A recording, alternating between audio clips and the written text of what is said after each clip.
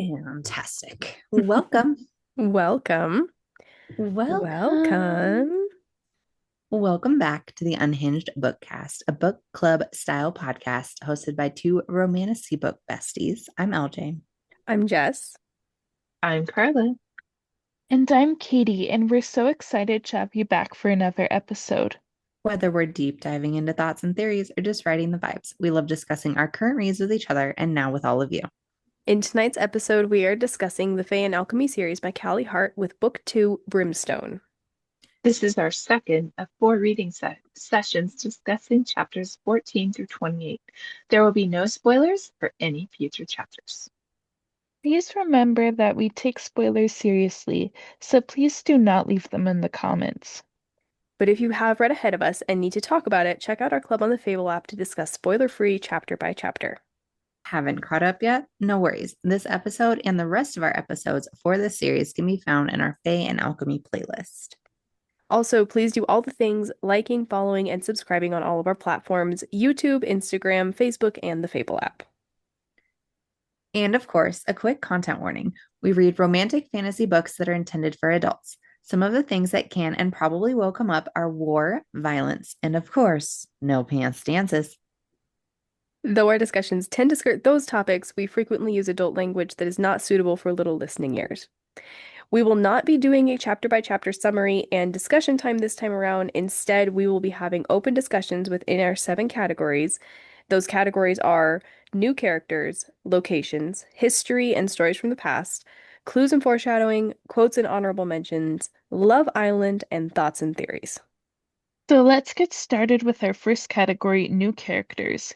These are new characters that came into the story during this chapter section. Okay, I have the first one that I thought of. Chapter 14, we have Guru the cat with red eyes and I guess made of shadows? Question mark? In I the was calling it library? Guru the Vamp Cat. That's what it is in Guru my the vamp cat? I the like Vamp that. Cat. That's what it was in my notes. And then we have the Stargazer birds, and they are made out of paper and a drop of magic. And then chapter 15, we have Joshin. I'm just joshing you, the Lord of the Desert, King of the Dark, Dream, and he is a demon, I guess.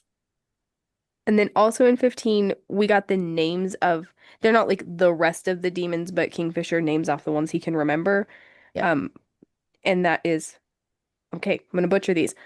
Arngoth, Noltik, Bresheth, and then Morthil. We already know Morthil. Yep. He's the demon in the maze. But those are the ones that Kingfisher names at least. I also feel like those are gonna come back later. I couldn't decide if they went here or clues and I foreshadowing, know, but I was the same thing, but I was like, yeah. we didn't actually see them, so I'm not going to put them in new characters yet. Okay, well, I did. Yep, good enough. I like it. Chapter 16, we have Foley. He Woo! is a member of the wolf pack. Lupo Prolia. Yes, that one. And then his grandfather was an alchemist. So he might know some things. And then chapter 21, I had Carrion's mother that I totally forgot her name. I put it in there for you. Oh, Amelia Dianthus. And then his father, obviously. And then his father's sword, which I also forgot to go back and look up. I But put it down also, not here, but later. Okay, cool. it is later. Well, yeah, it's later. We can talk about it later. So I don't have to go find it. I know we didn't see them in it, but we got a little bit of that story. And then I don't know, felt it was important. So yeah, we put them in new characters. Chapter 23, we finally see Brother Hayden Fade again. And then chapter 23 also, Gracia dies. So RIP. Chapter 24, the Hazrax, which we've already met them before, but we actually get to have a conversation with the silent being, whatever he is. Yeah, it is Keeper of Silence. The thing wasn't is very okay. silent, right? Makes me think of the Suriel from A Court of Thorns. That's exactly what I was thinking of. Chapter 25, Elroy is back, the current keeper of the secret Zelvarian Quicksilver Pool. Oh my goodness, that was a tongue twister. And this family that he's from also knew of the Fae. And then at chapter 28, we have Orias. Sure. King Yep, that's how Belicon's it's said. cool. King Belicon's bootlicker. Yep. Not really a fan of the bootlicker. Yeah. He's like a nasty little henchman. Like has no power. Like has a Napoleon complex. It's like this short little Mm-hmm. guy that like wants to take over. Oh, I kind of like Foley. He's interesting. Me too. Um, yeah, I'm excited to see more of him, and I'm excited to see him and Kingfisher interact. Because we Oh, haven't really yeah. gotten to see that yet. Mm-hmm. Since he's apparently so like loyal to him that he was ready to kill Sarah's. Hmm. Right. Yeah. Because Saris is not good enough for his bestie. So, Not good enough, damn it. because she's, a vampire. Right. Just like he is. Just like he is. Okay, dude. And then Hayden, maybe it's the big sister in me, but Hayden continued to annoy me. Mm-hmm. Yeah. Oh Agreed. my goodness. Yes. Agreed. It was like, I go ahead. oh, I don't know, just the fact that he was like, oh, I did see my sister, but this evil queen that's doesn't treat me well told me she's dead. So I'm Mm-hmm. just gonna believe it without question. And just other things like there were other small things where it's like, dude. Right. And then I also didn't know that the Hazrax was actually able to speak. Mm-hmm. I think I just assumed that it didn't, and then it just like kept talking, and I was like, oh, okay. Well, yeah, it's Yeah. the keeper of silence, so why would I it be did able to too. I speak? thought he was like, yeah, not able to speak or like, and sometimes in like fantasy books or whatever, they take an oath of silence or You're whatever. right. So I kind of thought like that was it. And then yeah, it was just like it was the surreal. Yeah. Chatty Cathy. It took out the teacups and it was ready to talk. Yep. All right, let's do location, location, location. So this is the setting where we are and where we are traveling to and from during this reading section. So we are in Almontraith Library, which is the paper birds called the Stargazers, and there's also a whole galaxy of stars on the ceiling. I wanted to mention that. Then we are in the bell tower in Zelvarian, which has like glow in the dark runes everywhere. It makes me think of like somebody put instead of the glow in the dark stars on the ceiling, they put them on the floor. That's like all I could think about in my head. And then there's like skeletal remains that have bodies that have like elongated canines. They were fae that were in here that died in here. And it's more or less just like this dark tomb for Joshin the Scorpion King. And I'm not joshing with you. Okay. And then we also have like one of Carrion's apartments apparently in Zilvarin, as well as Elroy's forge, which is on top of this quicksilver pool. But as they are going down the staircase, Kingfisher notices that it's like marble instead of like sandstone or whatever the Oh, rest of like the walls and everything. Yeah. yeah, are marble. Yeah. Yep. And then we have the snowy, not dream forest. I don't know, but the huntsman's cottage. Mm-hmm. And then we have the Almontraith Forge, and I called it the pool room because I thought it was hilarious because that's all I can think about when they're talking about these rooms that have the quicksilver pools. It's just like a room that has The pools pool in it. room. Okay. The pool room. Yep. What do we think about our locations? So we spent a lot more time in I guess you'd call it the real world in Zalvarin, which, is kind of supposed to equate to our world that we're walking around and we don't know about fays and vampires and the like. And yet it seems like there's a lot of people that in this real world setting that do know about the fae and the vampires and all the things. They're just not telling anybody that they know about it. Right. Yeah. So I was like, all right, well, The library reminds me of Harry Potter. Yes. I It agree. reminds me of like a Harry Potter-esque library. Like if Harry Mm-hmm. Potter and Twilight had a baby. That's a good I like description of actually that's a that. good description. Yeah, I Yeah. like that. That's what this library. Yeah, I really didn't have. library. Oh, sorry. I was just gonna say something stupid. Oh. Can't let the library in the sun or else it'll sparkle.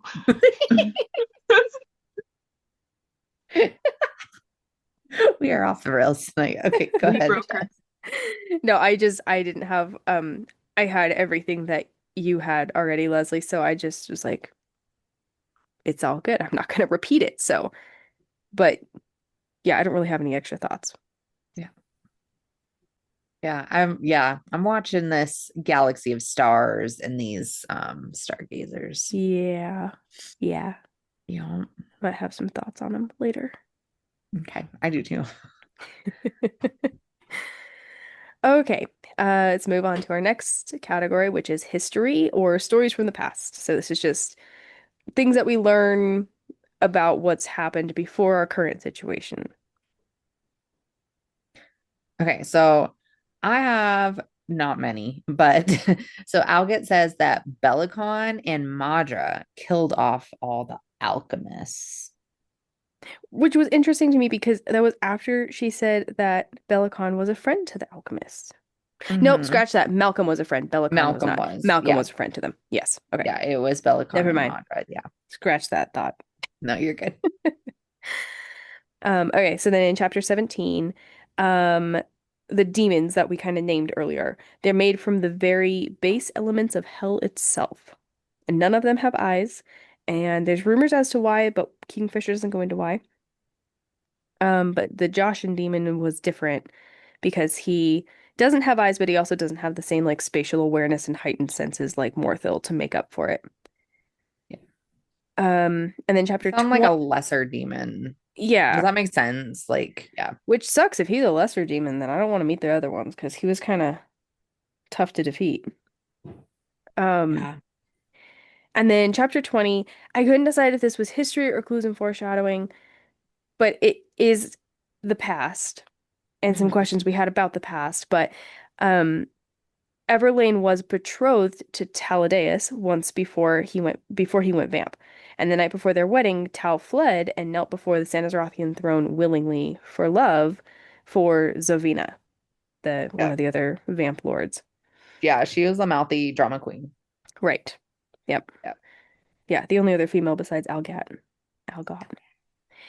Um, and then in chapter 20 we learn that when a vampire, sorry, I call them vamps. When a vamp refuses to swear fealty to the blood court, their fangs are ripped out so that they can't feed.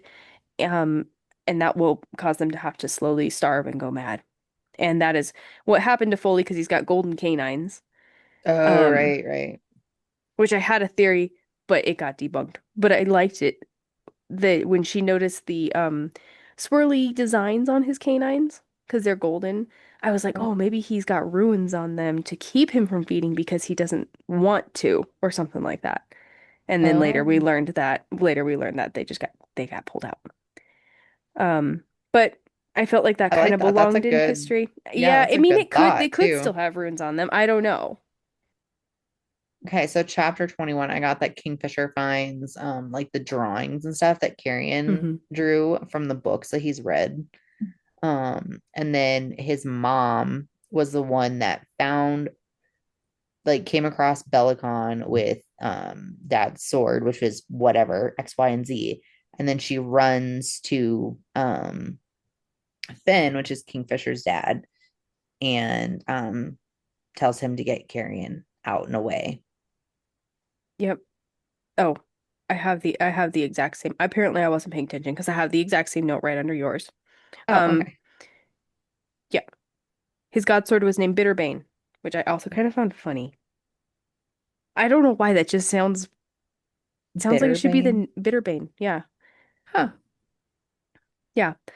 Um, and his mom Amelia, she was bathing. Bellicon approached her after killing Rurik, and then yeah, she fled. At some point gave Carrion to Kingfisher's father to care for and hide. But the thing I picked out of this was that Kingfisher remembers her running, but he does not remember her giving the baby over, which I found interesting. I do feel like the more I learn about Carrion, the less I feel like I know about him, almost. That is very true. Very true. That's a very good way to say that. It feels like nobody knows about him. Like there's way too many missing pieces. And why is there missing Yeah. pieces? Mm-hmm. Hmm. Yeah, Like the Ash, more, oh, go ahead. you go. I was just gonna say, the more answers I get, the more questions I have. Right? Absolutely. Exactly. Mm-hmm. There's actually something about Carrion that kind of turned me off in this section, and I can't Oh, quite really? put my finger on it. Um, but yeah, there's something about, I mean, obviously he was a bad guy to start with. Like he wasn't ever like, this amazing good guy, but there's something about him that's like dark and not quite on the up and up. And I don't know, maybe it's just more Hmm. obvious because they went back to Zelvarin where he was doing all this, you know, naughty stuff. Oh. But So you think instead of like being a stupid, okay, not teenager, but teenager in magical well, years, but 1,000-year-old like teenager, yeah. maybe he's bad? I don't want to go that far at this point. Okay. Um, I can kind of but see that though. yeah, there's something about him that is just not carrying for me in this It's not section. carrying. So It's not carrying for you. Not it's not carrying. carrying. It's not carrying. I like it. All right. So next we're going to move into clues and possible foreshadowing. These are things that lead to, or we think will lead to things happening in the future. I think the first thing I want to point out was that like she shoots lasers. I call them light lasers out of her hands in the library and like takes out an entire wall. What, you Yeah. don't do that? No, I can't do that, but I mean that would be freaking awesome. Oh, I was cringing so hard because she said she like took out books and everything. I'm like, no, not Don't take books. out You the need books, those damn it. books.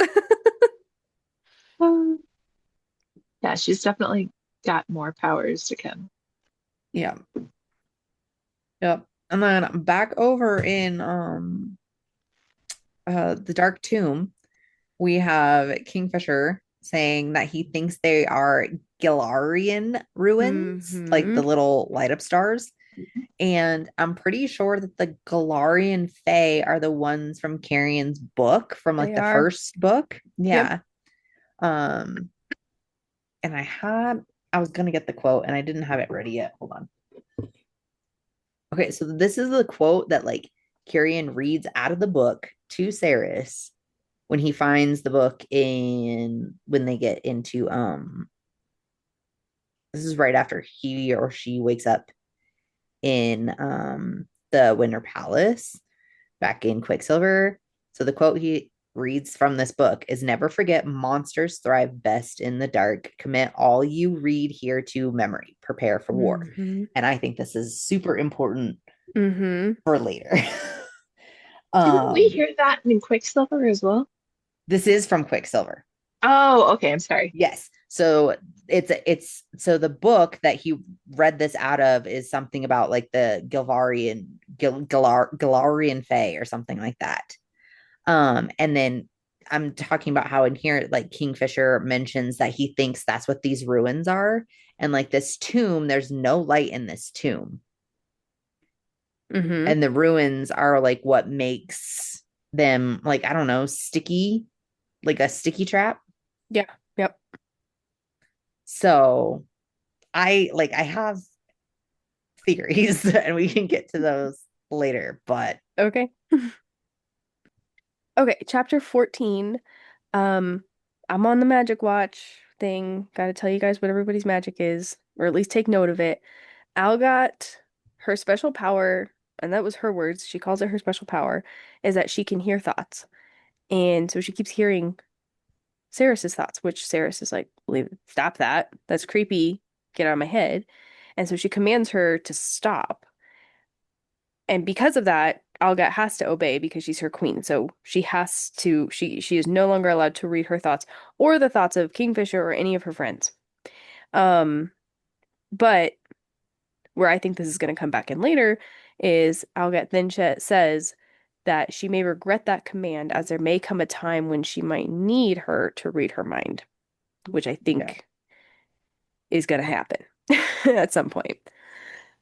And then chapter 17, Kingfisher turns to go after Voreth Shaw, little slimy little dirtbag, who leaves him to the demon, as since he's trying to punch a hole through the walls, and then he changes course and he's like, I'm just gonna go after the dude. Then he's been stung already, so the venom is starting to take root in his system, and he sees his mom there. Kingfisher sees his mother there next to him. Just as he used to remember her, she's wearing her favorite dress with a blue skirt, and there's birds on it. And he realizes that the birds on her skirt are kingfishers. Mm-hmm. And then he realizes it's an illusion. But or the dark dream that Josh and but I don't know, the kingfishers, since we don't know their real names. I don't know. I don't know if there's anything. Wait, what? We don't know the real names. We don't know what Kingfisher's real name is. And so I've always Kingfisher's wondered. a type of bird. It's like a No, I know what a seabird. I know what yeah. a kingfisher is. Sorry. I'm I was saying like, no, kingfisher it's a in real the thing. They're birds. No, I know. The kingfisher in the book, we don't know his real name. I've always wondered, where did that name come from? The king, like Kingfisher. And so we see him on his mom's skirts, and that was her favorite bird. So is that what she just decided as his second name is Kingfisher? Because it's her favorite bird, or is there more to that? I don't know. I mean, that kind of sounds like the cheap answer, but probably. Yeah. Okay, so in chapter 17, we get the secret. This is right at the end of the chapter that Josh and the demon gives Kingfisher for like the bargain that they strike or whatever. So then it said, where there is light, there is always darkness, Shadow Weaver. To kill a queen, you will need to visit the darkest of all places. You will need to strike a deal far more costly than this one if you hope to succeed. And the beast who lies in wait for you there will not be so easy to trick as me. She will eat you whole, Shadow Weaver. She will tear away your soul and feed on it for decades. And this has to go with my whole entire theory that I was just kind of talking about, but we can get to it later. Okay. Also, chapter 17, again, Magic Watch. Kingfisher has this theory, he just like throws it out there really quickly and then reels it back in, that Carrion's magic is fire magic. We don't actually get to see that or anything. He just like one quick little sentence that he just suspects that he that's says what his magic like is. use the fire magic or something like that, and Karen goes, "What?" Yeah, I have a feeling. And he's like, "Never mind, I got it." Yeah. Yeah. Chapter 20. So, like, are we dream walking? That's my next one too. I'm like, what is here? And then like the only other thing I had on that is like Onyx has apparently been in Kingfisher's dreams for weeks now. Yes, very interesting. Yes, I very much took note of Onyx being in his dreams. I think there's more to that. Oh, Yeah. what do you think? Unless you want to I say don't know. I don't know what. I just think there's more to it. It's like right. Yeah. not, And like during this, like, okay, maybe this is just a like, okay, the fox isn't in the room while they do the horizontal tango or whatever it's called. But like Onyx chases off after a moth and like disappears and then like do the thing. And then like that's all you hear about it. So or maybe it's later after that when she's like, oh, I'm surprised Onyx is here in our dreams or something. right. But yeah, Onyx takes off after a moth is what it says. I feel he's always like taking off all suddenly or he's sleeping. Yep. I think there's something going on when he's taking off and there's something else going on when he's sleeping. Maybe he's hanging out in somebody's dream. I don't know. Yeah, I agree. He doesn't just like hang out awake anymore with them.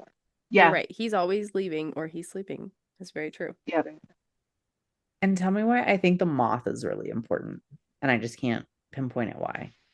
It There's a could moth in the be dream as well.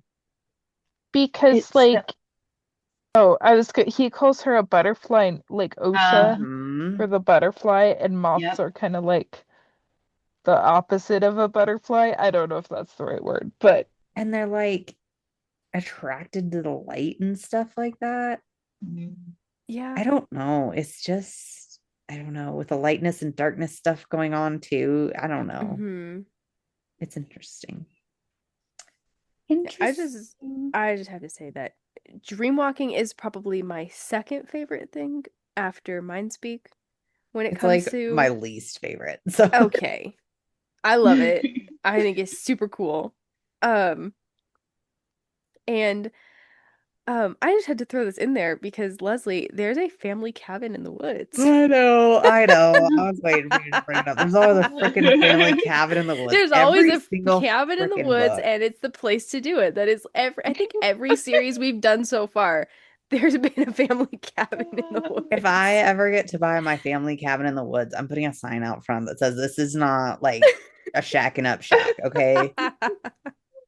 Oh, There it's are funny no business. I just had to throw that in there. We can't skip it. Chapter 22. The Stargazers want to steal pieces of her. Well, she wants to like put her finger out to like hold one. And I think it was Foley or Algot was like, don't do that. Those things are ruthless. They'll steal pieces of your hair for their nest. But that's a bad thing because in the wrong hands, a single piece of hair can be a person's undoing. Um, by a witch, a fell witch can do terrible things with a piece of hair. It must have been, I think it was Foley who was telling her that. And I feel like Yeah, I think that's gonna happen later. Which it Mm. makes me yeah, laugh that these people are so magical and powerful, but a single piece of their hair or their name can be the end of them. Right. I guess maybe yeah. it's like the checks and balances, but But it's yeah, also like, I don't know, it's a witchy thing. I it don't, is. like I It said, I is. love witches. Like I can read about witches all the time. But Yeah. I like that. I like it. And then also like 22. So the stargazer is like trying to get her attention, right? It keeps like pecking Mm-hmm. at her while Mm-hmm. she's Really wants to show her something, but she's not really paying wants to attention. show her something and ends up leaving the library and then it dies, but she keeps the Yeah. piece of paper. Yeah. Yep. And I've got some theories on this later, but Okay. Okay, so the ruins. I feel like we just need to talk about the ruins for a second on her hands and what's going on with them. Um, I hope you know because I don't. I was so I don't confused. for sure, I don't really either. But like you're the symbol person. At least in our last series, you I were like know. hooked on the symbols and the this is what this symbol is, and did you notice that symbol? So I was trying to pay more attention when they started talking about like, okay, so the arrow through the circle. Please correct me if I'm wrong, any of the three of you. I think that's what it was. That's the symbol or the rune for Quicksilver, and then there's the alchemical shield that's Mm. supposed to protect the alchemist, and those are the things that she needs to seal is her alchemical runes. And then she's learning about these ruins with Foley in the books, and they learn about the unorthodox tria prima, and it says in the book the basis of which is always the same: salt, quicksilver, and brimstone. The uses Yep. for all three are varied and wide. Combined, they dot dot dot, and we move on to another thought in the Well, book anyway. this is in the end, right before she kills Malcolm in the end of the last book. That's what he says. That's what he would use her for. Oh, I missed that. Tell me He goes, more. you could help me, we could do better things. I don't know. I know I brought it up in like our last Quicksilver episode, but Hmm. yeah, actually. Okay, so I found it. So chapter Okay. 43 of Quicksilver. Okay. This is when we're Malcolm's trying to take the coin from her, or he does take the coin from her. Mm-hmm. Then he flipped my hand over, running an ice cold finger over my marks, pointing at the runes on my index and middle fingers. He named them one at a time: earth, air, fire, water, salt, brimstone, quicksilver. The full gambit. Mm-hmm. More power than any alchemist I've ever encountered. You are capable of restoring me to my power and a lot more besides. or they thought. So he knew that this is special of some sort. Ooh, interesting. That I didn't put those pieces together. I don't think so. Go for it. We Okay, have more questions than we do have we do. answers. That didn't clear anything up. Um, okay, so then another little quote from the book. So I believe Foley is talking about the shield ruin on her hand. And he says that's not just a circle, that is the foundation of all powerful sigils and runes. The strongest magic is circular, like a wheel. It is a symbol of forever, the beginning and the end of everything. It carries magic on a loop, amplifying it, giving it strength. That is the most important magical symbol there is. I have thoughts and theories on this. I'm just going to go into it right now. Yeah. Um, like a wheel. They Uh-huh. repeatedly refer to Zilvarin as a wagon wheel. Like the shape of Zilvarin is a wagon wheel shape. Mm-hmm. I don't know. There's not a lot of meat behind this theory, but I don't know exactly where I'm going with it. Especially later when we talk to Elroy, which I'm going to get to in a minute. There is magic in Zilvarin. People have just forgotten about it, but it's there. She came Well, from Zilvarin. but there wasn't magic there when the first time Kingfisher came. He couldn't use his magic. And his magic wasn't like Right? he was like But using it even off real Elroy quick. says that there used to be lots of magic there. At least it's what they were taught from like generation to generation down. I don't know. I'm gonna put this on the back burner for the moment. Yeah, that's I fine. just when I heard the like a wheel part, I was like, they Yeah, keep referring definitely to makes you think Zilvarin as about a wheel. Zilvarin. Like, Yep. yeah, like I said, I don't know how I'm connecting these pieces, or I'm not connecting these pieces, but I feel like maybe later I might. Okay, now chapter 22 again. This one actually, this little note, I have a question for you guys because I need some help remembering something. Saris's father. So she's talking to Foley in this chapter 22. And he says to her, they're talking about the books and the magical symbols and all that kind of stuff. Um, so Foley says to her, okay, so from the book, those exercises aren't for children, they're for failings. Failings are smarter than human young, but that's academic. The skills this book teaches are designed for an individual starting out on a journey to become a proficient alchemist, no matter their age. They form the foundation upon which all other skills and abilities rely. Would you build a house on top of shifting sand, Saris Fane, willingly, knowing that it will come crashing down around your ears? If he had used any other analogy, literally any other, I wouldn't have had any qualms about ignoring him. But he had used that one, and it tore at a buried hurt deep inside me that still woke me sweating from my dreams sometimes. Did he know somehow about my father? No, he couldn't have. Okay, does anybody know about Sarah's father? What do we know about her father? What does she mean by that? Do you guys know? Did I miss something? He died when Hayden was like 2 years old. Or she Right. was like 2 years old and um Hayden was a baby maybe or something. I think mom was pregnant with Hayden. Okay. Mhm. And then But that's why did he die? How did he die? Why did wasn't that he quote like the leader of the specifically? rebels and then they were trying to figure out Was how to he? get the water in the cave system? So why did that quote bother her so much and make her think of him? Are we supposed to know? I I Maybe don't not. know that we are. I can't think of anything. Because it's really not that, it doesn't seem that important, but then she dragged her father into it. Would you build a house on top of shifting sand willingly, knowing that it will come crashing down around your ears? That's the analogy that she talks about reminding her of her father. Hmm. Okay, well, I mean, that's just kind of like saying like you don't build a house on an unsturdy foundation. Right. Well, what do we know about her father? Do we know much of anything? And is it important? I kind of feel like it is now. I mean, the only connection I can make is that Zelvarin is like this sandy, hot, dry place. Mm-hmm. Um, that's the only connection I'm making. Okay, I just had like in chapter 23, like we were just talking about. So, there like wasn't a whole like Kingfisher wasn't able to use a whole bunch of his magic like before, and now he's got like this whole entire reserve and it's just like all come up to the surface. And so he uses his magic. He kills a fuck ton of guards in like just a couple seconds. And then he like drenches all of Zavarin in shadow, which is a huge thing of magic. And now everybody's like, oh, it's dark in here. But yeah, I don't know. It's something with there's like fluctuating the ability to use magic in It is Zavarin interesting right because he talks about how his source of magic is so far away. So he shouldn't be able to feel like there's this deep well of magic for him to use, but he does.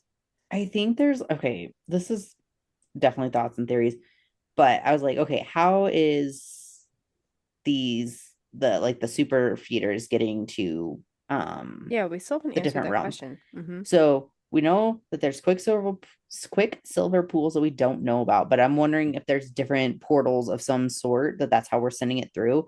And when those portals are opened, are we getting like magic being able to go through? You know what I mean? Like we're closing a window when we turn them off. And then when the windows open, we have that flow. That's kind of what I'm wondering if that's what's happening. That's a good thought. I didn't think about that. I like that. But I think there's different portals other than just the quicksilver, and I think that's what's going on. Okay, chapter 23. We already said it, but Gracia she's gone. Yep. In a way, I felt like it was sort of a random scene. Like all of a sudden she's just gone. But Hayden, anyways, Kingfisher and Hayden, I believe it's those two. They're talking about or Carrion. No, it's Carrion, sorry. Carrion is talking about how upset he is that she's gone and he was not the one to sit with her. And he kind of briefly explains that they sit with their dead for 72 hours because, quote, the chances of them transitioning are less after 72 hours. And Hayden asks for clarification from Kingfisher on what that means, and he says he'll tell him later. So we also don't get clarification. What is that? Do you guys know? Right? Do you have an idea it what totally that means? makes me think of like the feeders. Yeah, that's what I thought too. But if they're just dying of why natural would everybody causes, do that? I'm Unless it was just like a thing and then it just became a thing. Does that make sense? and that's what Kingfisher kind of said that was it was like a Fae tradition, and then it kind of just trickled over into the non-magical quote unquote world. But still, even in the Fae tradition, what does that mean? What do they transition into if they just die of natural causes? And he says he's going to explain it later, so hopefully he does. But go ahead, Katie. I wonder if it's like something to do with like the reason that they have like teeth, like fangs, like kind of in that same Blood vein. curse thing? The blood curse. Yeah. I don't know. Maybe not. Maybe I'm totally off know. course. But I feel like maybe. Maybe. I mean, the only transitioning we've heard of up to this point is transitioning into a feeder or a vamp. Yeah. So, I mean, I guess that would be in line with your blood curse thought a little bit. But Well, so in the bonus chapters, what happened like when Kingfisher he like died and he went and talked to what was his name? the Zeros? gods, The gods. Zareth. Thank you. The god of gods. But then he ends up like coming back. So Does the maybe gods send him back? Like maybe like the gods, transition, like what Saris went through because of the gods. maybe. I don't know. Yeah, maybe But they that's can not decide. normal. And they act like this is No. a normal thing. I don't know. I was curious if you guys had any thoughts on what that meant. I mean, I have more questions. I don't know if I have Right. thoughts. I have Again, more we have more questions. questions, right? Okay, so chapter 24. Saris makes a deal with the Hazrax. Discuss. How do we feel about this? I think that's definitely gonna come back to bite her in the butt. I agree. Like Bite her he in the gives butt or help her? bite her in the butt. See, I'm Some kind of on the other team where I feel like I maybe am he's too. maybe he's like this silent, like he's gonna end up helping her big time. He knows a lot. I don't know that he's necessarily helping her, but I Not have right now, but I feel like it's gonna come into play later in a good way. this Maybe. yeah, this comes into a lot of my thoughts and theories, but I think he's Okay. one of the demons. Sorry, I keep Okay. saying he, but That's um a good thought. it's one of the demon things, and that's because it says it's been around for a long time, but it wants to say connected Mm-hmm. Mm-hmm. to this Okay. place. Yeah. So it wants to secure a connection to this place. So it just wants to be able to observe and whatever. But what does observe mean? Right. What's That's he very, observing for? He's gathering information for something. Yes. or okay, so this is kind of a wild thought, but apparently we have like oracles and stuff like that. Like, what Mm-hmm. if he's the eyes of the oracles? Oh. Maybe. I know that's like way out in left field, I but don't hate it. I don't hate that thought. That's a good one. I don't Yeah. know. I don't know. I like Yep. him though. I'd have a cup of tea with him. It the Yeah, thing. I don't hate him yet. He'd be We'll see. great at gossip. Yeah, Oh my goodness. exactly. Telling you, it's a cereal. It's the Yep. new cereal called the Hazarax. The Hazarax Tea Company. Mm-hmm.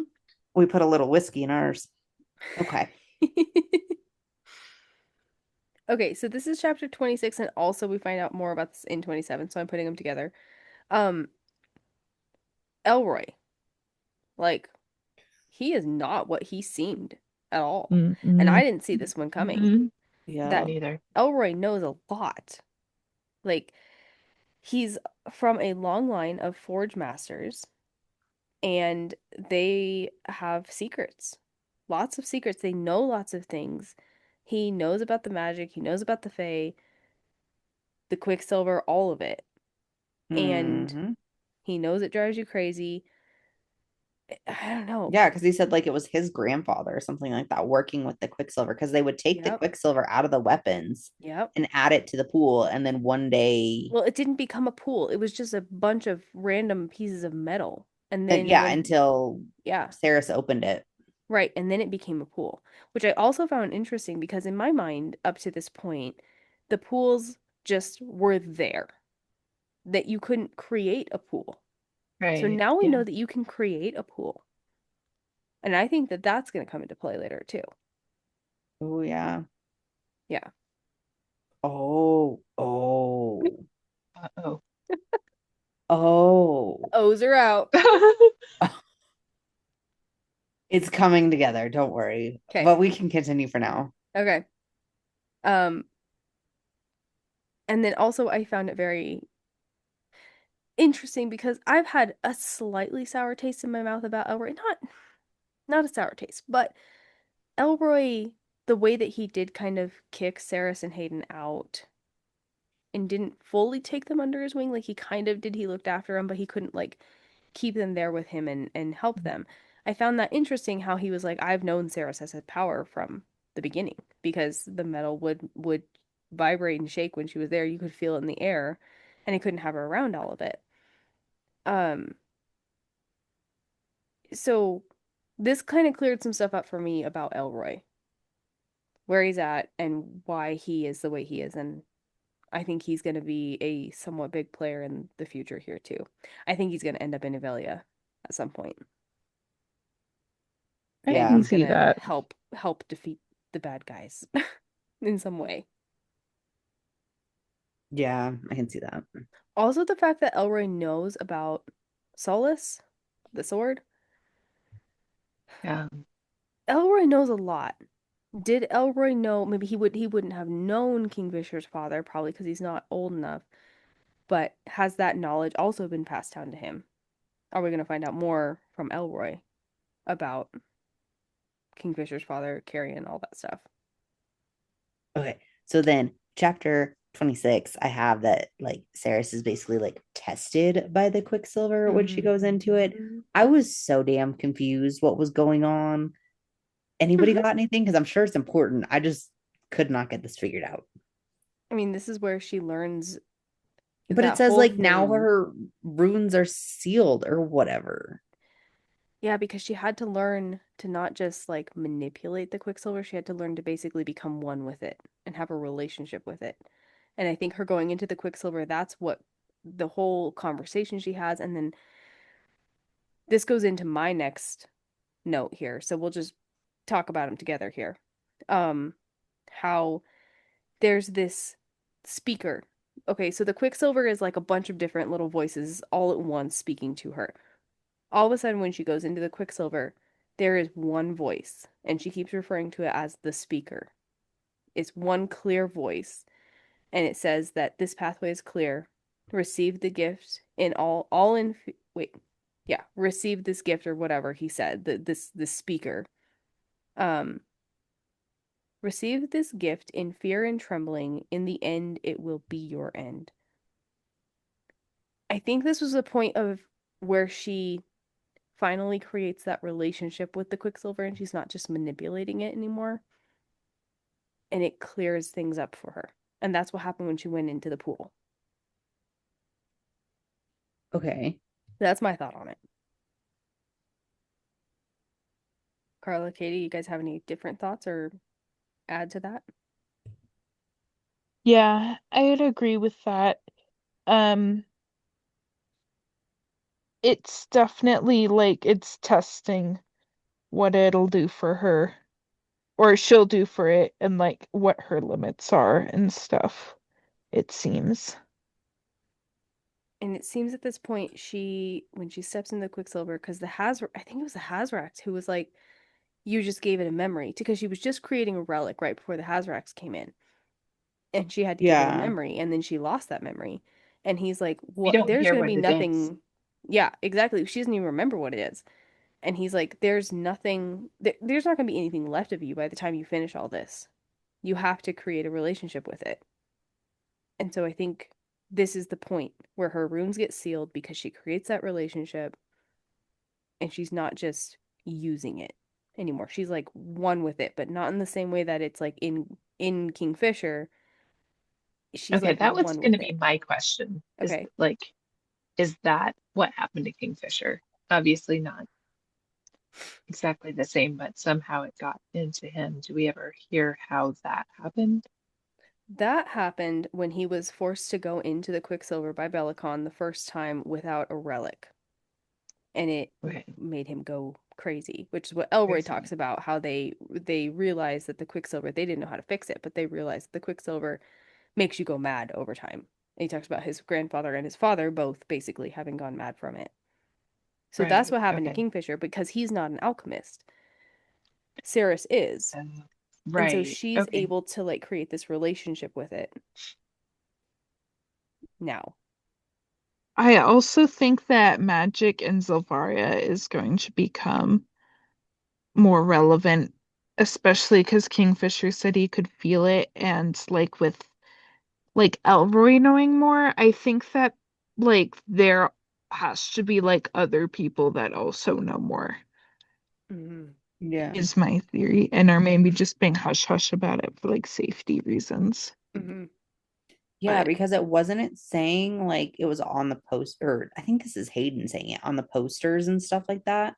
yeah, The wanted posters about how it says like that they're Fae or something like that. And people are like just like, okay, these are bad people, these are Fae or whatever. Mm-hmm. yeah, and they're And even not like, like it's shocking that they're Fae. It's just oh, we gotta mhm. get these bad guys because there's a reward. It's And like you I can was even, saying, everybody seems to already know. Right. Yeah. Mm-hmm. But when she lived there, like nobody knew. Nobody How knew. weird. you can also, well, you can like hear like people like arguing it about it, like as they walk by. Is there's people going like Fae aren't real and people being like, who cares if Fae are real? Like there's a huge prize or and like there's almost like discourse about it. Mm-hmm. Yeah. I'm loving it. Okay, let's move on to quotes and honorable mentions. These are specific quotes or things we wanted to bring up that didn't exactly fit in another category. Okay, so first off, in chapter 18, I loved this, just especially being mom of boys. I'm gonna use this. Elroy apparently used to tell Saris she always wanted to work with the metal and make weapons and things like that, like weapons of destruction. And he told her, you have to learn how to do the glass first. You have to learn how to make things out of glass before you're allowed to do things with metal. And he told her, quote, until you learn to be gentle, I will not teach you to be violent. Okay, so I had in chapter 19. Um, so this is Kingfisher like trying to tell Carrion how they're gonna make like the anti-venom or something like that. Mm-hmm. And so he says, no, all warriors know how to make anti-venom. We learn basic healing skills before we even learn how to wield a sword. There are plenty of things that want to poison a person in your kingdom, your highness. A warrior needs to know how to reverse a toxin when they find themselves in the frozen woods of Avelia. They won't get very far if they don't. I feel like this could have been foreshadowing as well. Mm-hmm. But I think it's interesting that they're making like an anti-venom, and I wonder if it's gonna have something to do with how they get the quicksilver or something out of somebody. Mm. Or Oh, maybe okay. how they're trying to get um like Everlane to wake up. Mm-hmm. And then chapter 20, I have Onyx went to town licking my wrist. His pink tongue rasped against my skin. And my thought was like, okay, if this is Eldina, is this her reminding her that she needs to seal her runes again by like licking her hand? So, Okay, and then chapter 23. Okay, here we go. I'm a crier. When Kingfisher is there for Carrion at Gracia's pyre at the funeral situation, and he like just hugs him and he's supporting him and he's just there for him the whole time because that's what Saris would do. I mean, that was definitely a half cry. I mean, I could almost argue that it was more than a half cry for me on that one.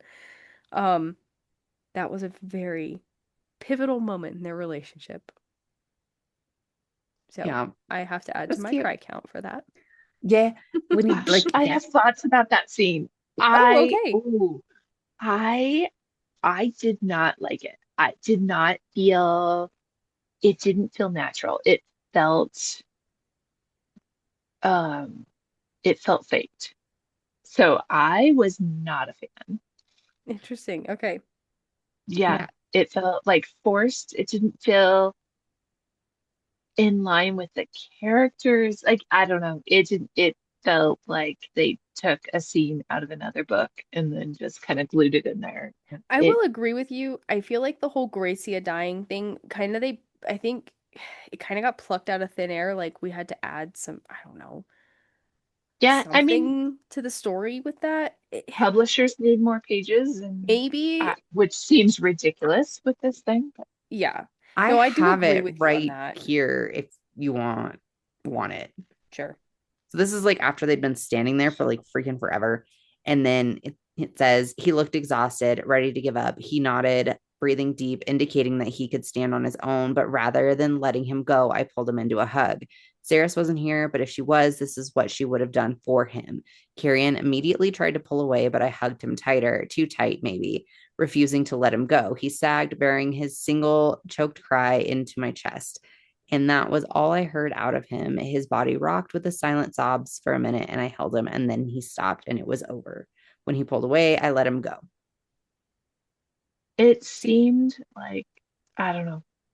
I I don't know. agree with you, Carla. I feel like it was out of character, and I feel like that whole scene with like Gracia dying and them going to the funeral and all these things was just like plucked out of thin air.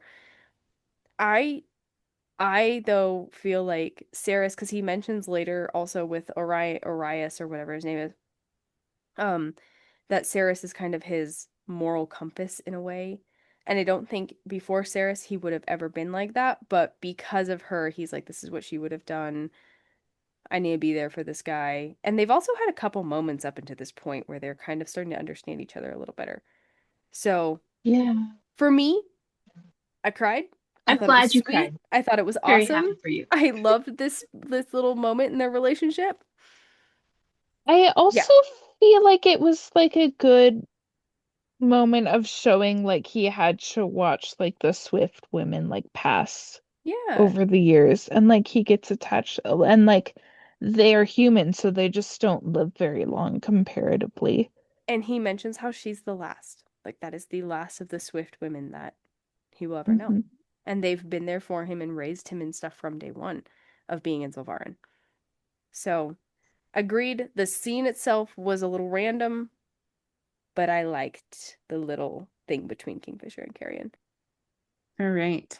Love Island and who we're shipping to it. I know we don't have much to go off of, and we kind of already talked about it, but like Everlane and Tal were supposed to be married, and Tal broke it off because he loved or loves Zavina. Mm-hmm.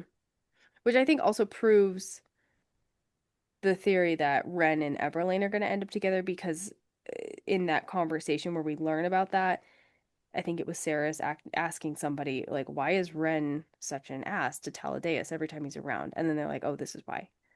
So Yeah. why would Ren care so much? Because he's in love with Everlane. I think that Fully is going to get paired up with somebody. I think that we're going to learn some history Mm-hmm. with that. I just don't know who it's going to be. Okay. All right. Thoughts and theories. Thoughts about what happened in the reading section and theories of what we think will happen. Anybody want to go first before me? Because I I'll go might first just because go. I feel like I failed in this portion of the podcast this time. Okay. I was rushing through the reading so hard trying to get this done before everybody was at my house, and I was so focused on just like what each chapter said that I didn't give myself a chance to think a whole lot about theories. So I feel like my theories have kind of presented themselves already in the clues and foreshadowing and whatnot. Oh, let's see if I didn't already talk about these. Oh, yeah, like you guys were saying before, I think Carrion knows much more than he's letting on. Mm-hmm. I don't know why he isn't is kind of like being secretive about it, but I definitely think he knows more than he's letting on. And then we've also said this before, but I think Cirrus is gonna regret telling Algit not to read her thoughts or Mm-hmm. any of her friends' thoughts, which I Mm-hmm. think is also important there. I don't know why she's gonna regret it, but I think something's gonna come up. Well, and she And even I kind of agree. warned her, like, hmm and it seems like a dumb warning. Like, why would that be a problem? Yeah, I yeah. agree with that, Katie. hmm But I mean, I don't blame her. If I wasn't in a book, I'd be like, why do you need to read my thoughts? That's weird. Don't do that. So like, but I think she's definitely gonna regret that. Um, yeah, I think that's all I have for now. Yeah, mine was on the kind of on the same plane where she has destroyed the witch's, what's her name, Algat's gloves, and the Algat's like, better replace those. I will swear it. Oh, I'm not going to swear it. So I think there's going to be that, definitely that dynamic between the two is going to come into play. And then my other was about Elroy and what the heck does he know? Um, the only thing we haven't really brought up is the book is still called Brimstone, and we Mm-hmm. don't have any more dinosaurs um, since the Right. prologue. Yeah. And like disappointed. I don't know that I'm seeing anything that's saying dinosaurs are coming other than like the title. Um, yeah, I'm disappointed in the lack. We're like 50% of the way through the book, and uh, no more dinosaurs. So, or dinosaurs. Yeah, I was about to say you're saying dinosaurs instead of Dragons. We all know what you're dragons talking about. I think we explained because why you call them dinosaurs yes. last Well, episode. No, because goodness gracious. I am the wild Leslie was calling person. them dinosaurs. Yes, I Right. think there really were dragons at some point because you can't tell me that dinosaurs are real and not dragons. But Yeah. Yeah. anyway, It's also way past my bedtime, so I'll play fair, that card.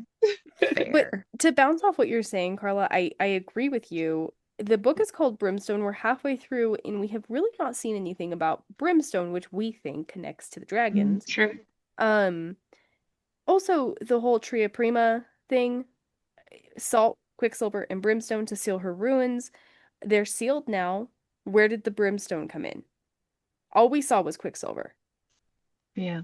I mean, we didn't see salt or brimstone in that, but they're sealed, so it had to be there somewhere.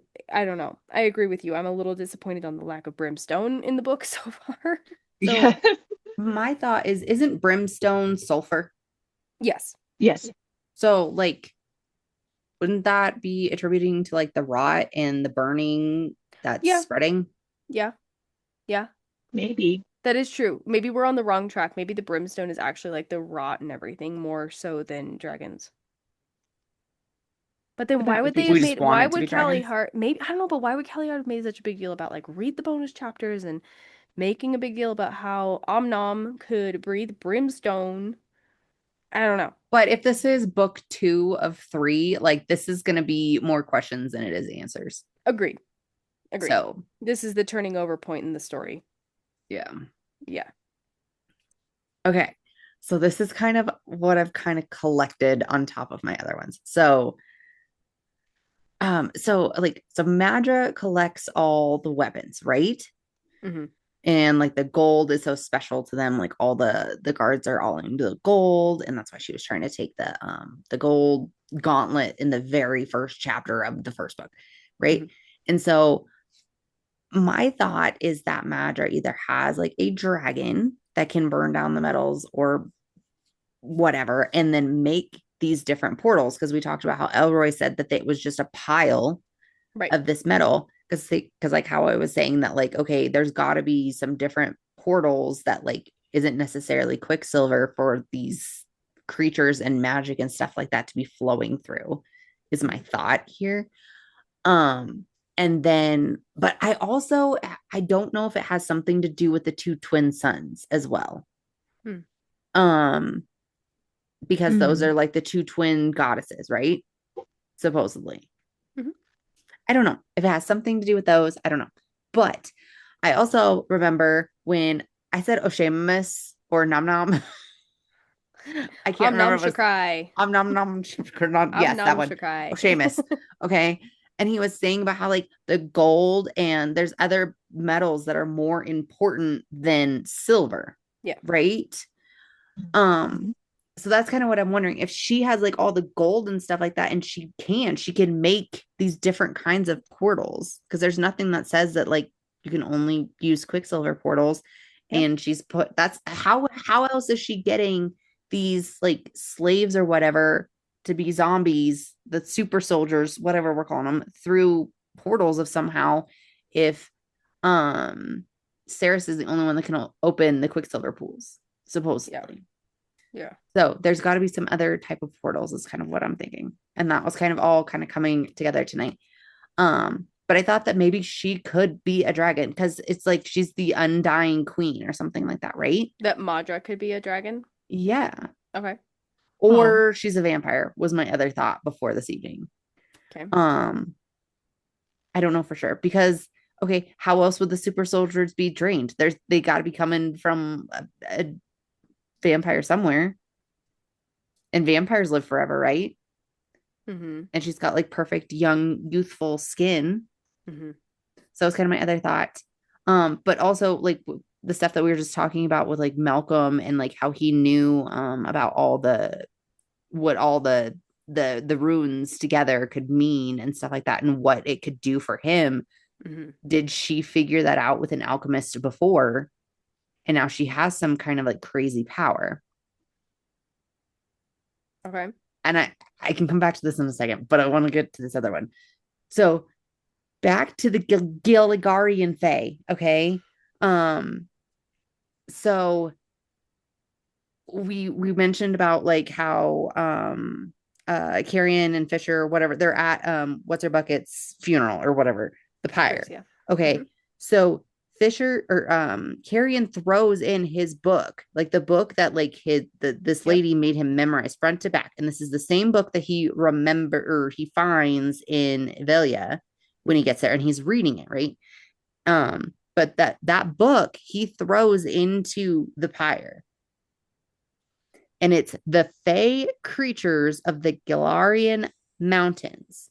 Mhm. And then in the temple or whatever, that the Joshin demon, Fisher is saying about how these look like Galarian runes. Mhm. And those are the ones that got him trapped and stuck. So the creatures of the Galarian mountains. So maybe the demons are from the Galarian mountains. Okay. And there's also the Galarian Fae. Okay. And then, because I'm going to bring it back up, the front page of the deluxe edition of Quicksilver or whatever, but this is the quote from, or this was handwritten in the book that they found in Avelia. Okay, so the Avelia version of this book, when Carrion is reading it to Saris, this is all in Quicksilver, but the handwritten note that is written in it is, never forget, monsters thrive best in the dark. Commit all you read here to memory. Prepare for war. This is the same book that this lady that died, that I can't think of her name off the top of my head, made. Gracia. Yeah, Gracia made Carrion remember. He used to have to recite it, remember? Like word for word. Yeah. So he knows this entire book front to back. So commit all you read here to memory. So apparently he did. And prepare for war.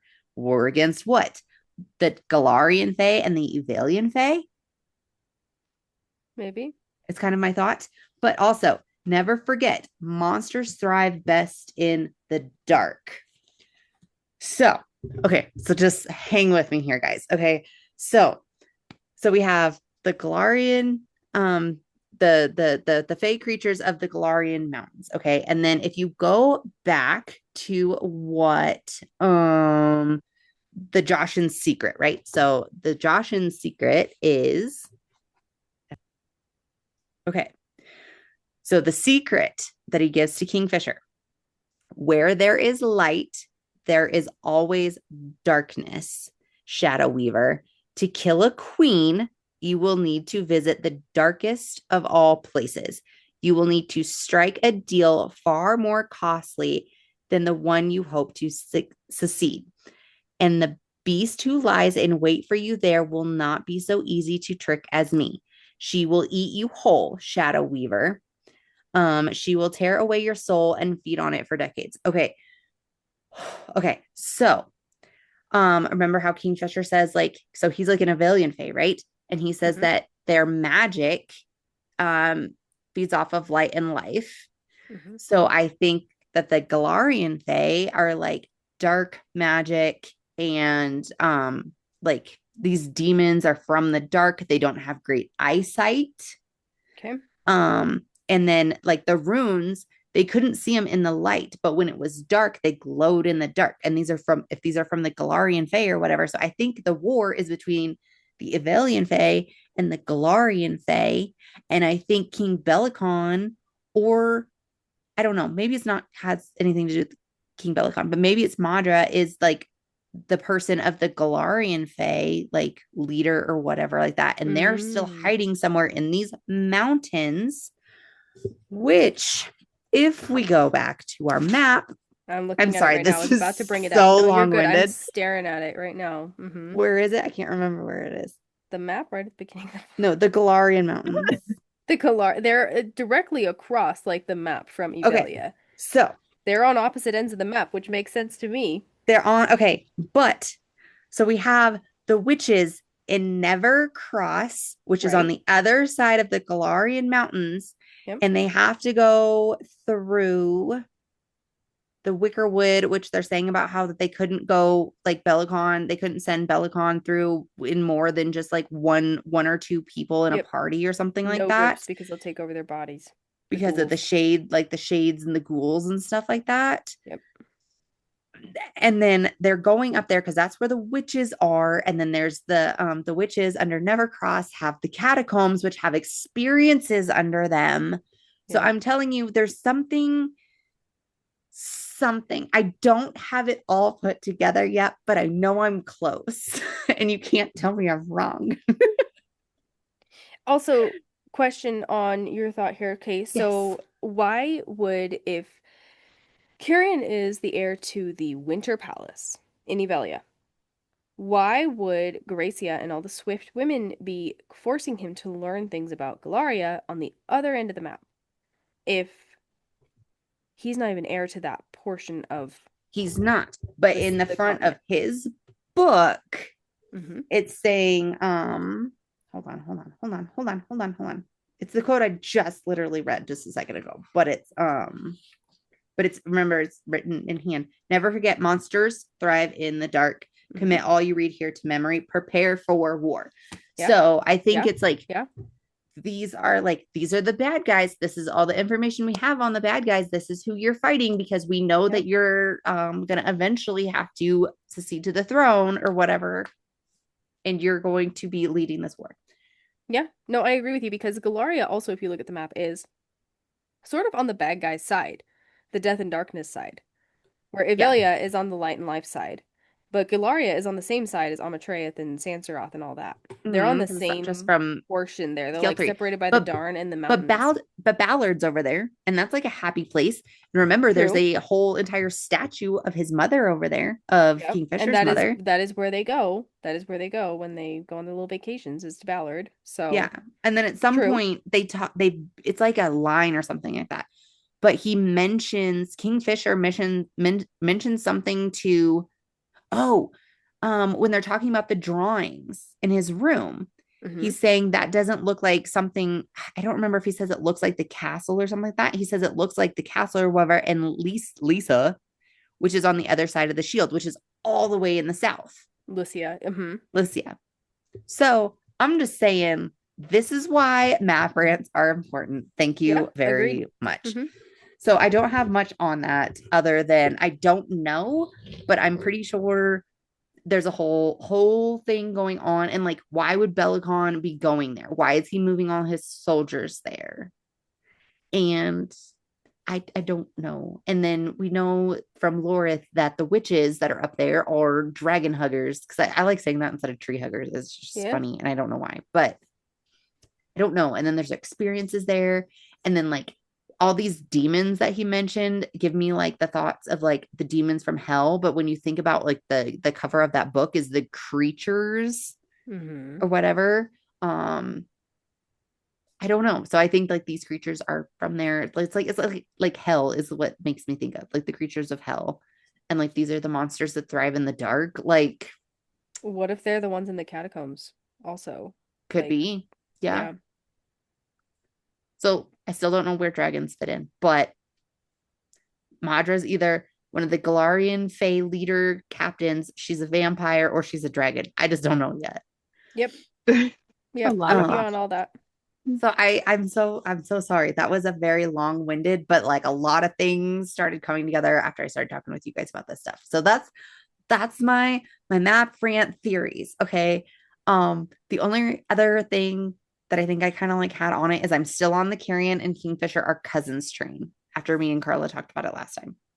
I still think that Carrion's dad and Kingfisher's father are brothers.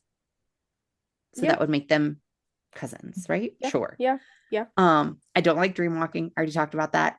And I think the Hazrax is possibly like one of these demons the Kingfisher mentions, or maybe not like a specific one, but the Hazrax thing, the surreal. And then I think how they make the anti-venom is somehow going to help them get the Quicksilver out of somebody, or it's going to like bring Everlane back, like get that out of her. Malcolm's. Yeah, because that's what she's fighting against right now is venom. Yep. So and then this is my just really wild unhinged one. So I think the book that Eldina wants Saris to find is actually all the Stargazers, the papers. I think if all the Stargazer papers were put together, it's the book that she wants Saris to find, because it's under like a galaxy of stars in the library. And because she had like illusion magic, I'm wondering if she put like some of her last magic into them because they're saying about how it's magic, right? Yep. And so I think she put him in illusion magic in him, and it's in the library under 1,000 stars, and they talk about how this library it's like a whole galaxy of stars on the ceiling. Yep. And they can't leave the library because her magic hasn't left the library. And like they're talking about how all the alchemist books are in this library, and they're not sure how they were able to keep them all there. And then if his mom's an oracle, then she would have known that this is where she'd be and where she'd be safe to read these books and keep them safe. And also a place that Bellicon would not would not go. Wouldn't be allowed to. I love that theory. Of all your theories, you had lots of good ones tonight, but that one is my favorite. Okay. I didn't think about that, but I love that. I think you're on something with the Stargazer pages. They're, enchanted with a drop of magic. Mm-hmm. I agree with that. I love that. Yep. That's cool. All right. I'm stepping off my soapbox. Cool. Okay. This is like some of my favorite things to do with books is like try to figure it out before we get to the end. I don't know why. It's I know a lot of people don't like that. So this is how the podcast started, Leslie. This is exactly you sending me your unhinged theories on random books that we were just talking about. And I was like, you should start a podcast. You're like, only if you do it with me. And then next day we're starting a podcast. Yep, here we are. How it started. And it is unhinged. It's always unhinged. Yep. Oh, all right. So unless anyone has any thoughts on any of that. Can't top that. Carla's like, I wasn't thinking about it that hard. I wasn't until you guys started talking about a couple other things, and then I was starting to put things together, and I was like, hold on. I'm still trying to keep the name straight. I try. At some point, you give up on that part. Mm-hmm. Okay, good. All right, well, let's move on to Cry Counter because we have some additions tonight. We have some additions. Woo. Oh, that would be me. That's a big old 0. Well, no, you're still at a 0.10. That's a 0.1. 0.1 and 0.10 are the same. Katie, what about you? 0. You're at a 0. All right, I'm going to be honest here. I'm going to put myself at a 1.25 now. I was at a 0.5 before at our last episode. I really can't say that the whole Kingfisher Carrion thing was only a half cry. That had to have been a 0.75 cry. So half plus a 0.75 is a 1.25 on my cry counter now. We're at a 1 1/4 here, guys. We do some weird math around here, apparently. Yeah. I'm still at a 0. All right. We hope you have all loved discussing the first half of Brimstone with us and our new BookCast members. Want to be a BookCast member? Then do all the social media things. Like, follow, comment, and subscribe on all platforms for the Unhinged BookCast.